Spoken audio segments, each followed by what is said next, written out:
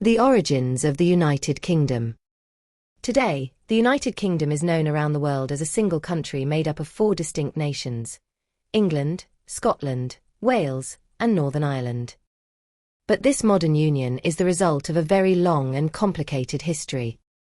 It wasn't created in a single moment, or with one treaty, but through centuries of conflict, compromise, and slow political change.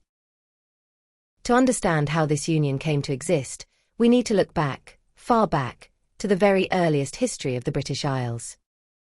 Across the ages, waves of people arrived, kingdoms rose and fell, languages and religions competed for dominance, and rulers struggled for control. The story of the United Kingdom is really the story of how these different peoples, Celts, Romans, Saxons, Vikings, Normans, and many more, came together, sometimes willingly, but often by force. Long before the name United Kingdom existed, the islands were home to Celtic tribes. These communities had their own rich traditions, their own languages, and their own warrior cultures. The arrival of the Romans in 43 AD changed life dramatically.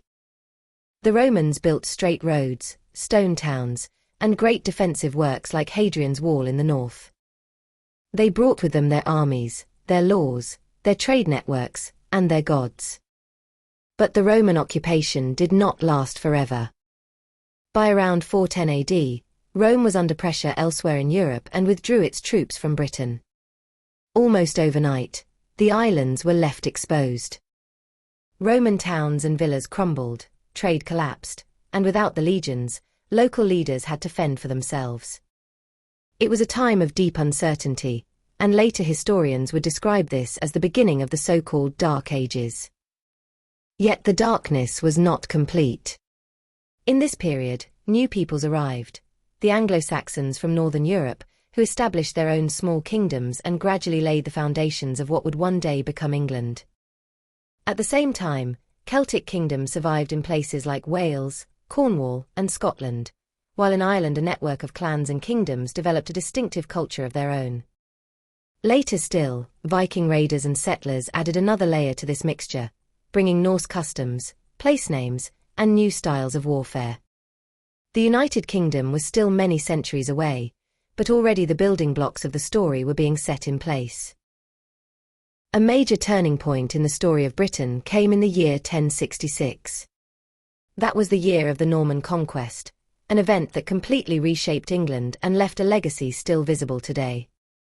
William, Duke of Normandy, crossed the English Channel with his army and defeated King Harold at the Battle of Hastings. William claimed the English throne and became known as William the Conqueror. The Normans brought with them a new ruling class, a new language of government, and a new system of castles and fortifications to secure their control.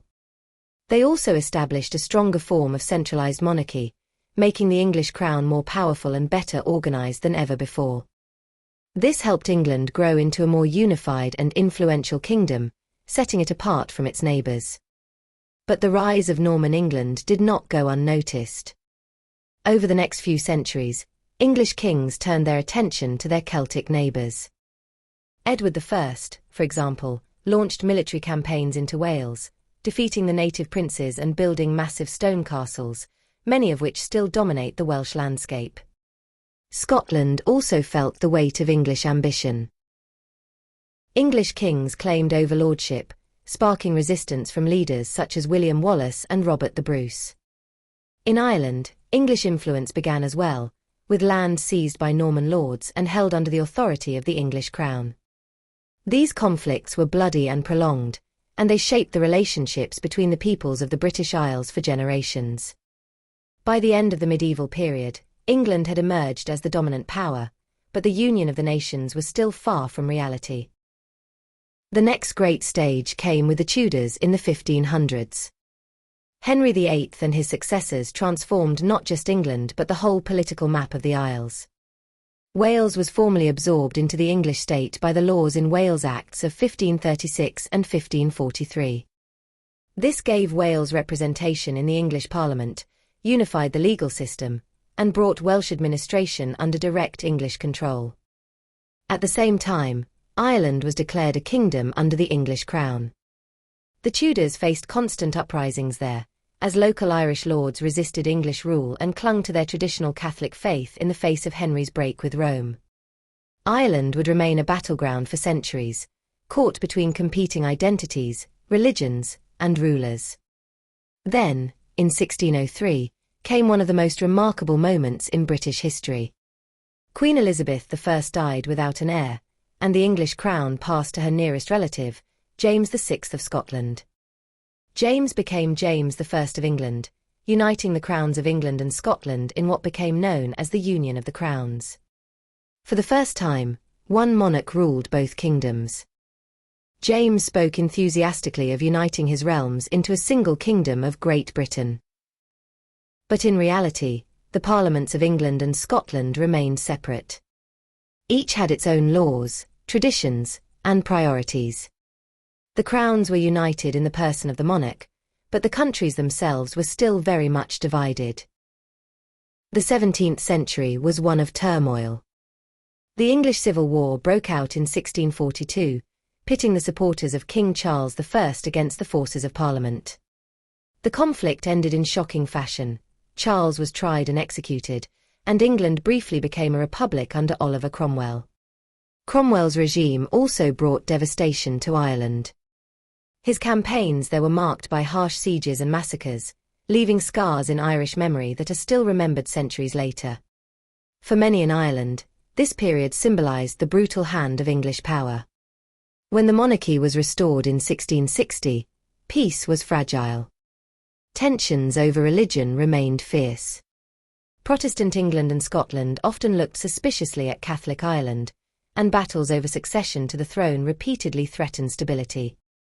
The so-called Glorious Revolution of 1688 brought a Protestant monarch, William of Orange, to the throne, ensuring Protestant dominance but deepening divisions with Catholic Ireland. By the dawn of the 18th century, it was clear that the future of the islands would have to involve some form of closer political union. England, fearful of Scotland making alliances with France, pressed for a binding agreement. Scotland, in economic difficulty after the failed Darien scheme, reluctantly saw advantages in partnership. In 1707, the Acts of Union were passed. These acts formally united the parliaments of England and Scotland, creating the Kingdom of Great Britain. For the first time, the two countries shared one parliament in London and acted as a single state in foreign affairs. This union was controversial. Some Scots saw it as a betrayal of independence, while others believed it would secure trade and prosperity. Resistance erupted in the form of Jacobite uprisings, where supporters of the exiled Stuart dynasty fought to restore Scotland's separate crown. But these rebellions were defeated, and the union held firm. A century later, another union followed.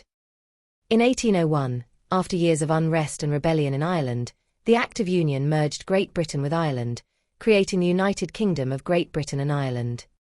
The new state was powerful, at the height of empire, and its influence stretched across the globe.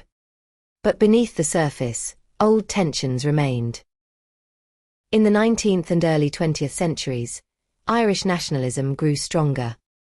Many in Ireland sought greater independence or at least home rule, while others in the northeast, predominantly Protestant communities in Ulster, wished to remain part of the Union.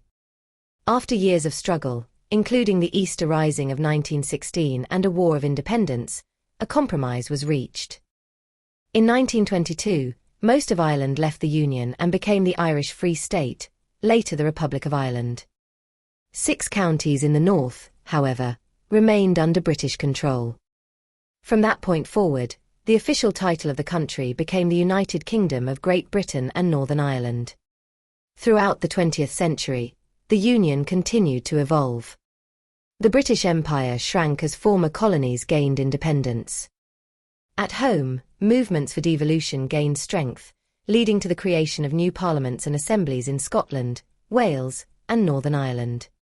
These bodies gave each nation greater control over its own affairs, even while remaining part of the United Kingdom. So, the origins of the United Kingdom are not the story of one single treaty or one single moment. They are the product of centuries of battles, alliances, compromises, and sometimes uneasy coexistence. From Celtic tribes and Roman legions, to Norman conquerors, Tudor monarchs, and Jacobite rebels, the history of the Union is a tapestry woven from many threads. Even today, the Union is still debated. Scotland has held a referendum on independence, Northern Ireland continues to balance different identities, and Wales speaks proudly of its language and culture. The United Kingdom is not a finished product but a living arrangement, always subject to change. Its history teaches us that nations are not fixed or permanent. They are shaped by the people who live in them, by the leaders who rule them, and by the choices made over centuries. The United Kingdom, for all its complexity, is a powerful example of how history is never still, but always moving, shaping the world we live in today. Thank you for listening to this short history of the United Kingdom. Please like and subscribe to the channel and don't forget to hit the notifications bell so you'll know when a new short history video is uploaded.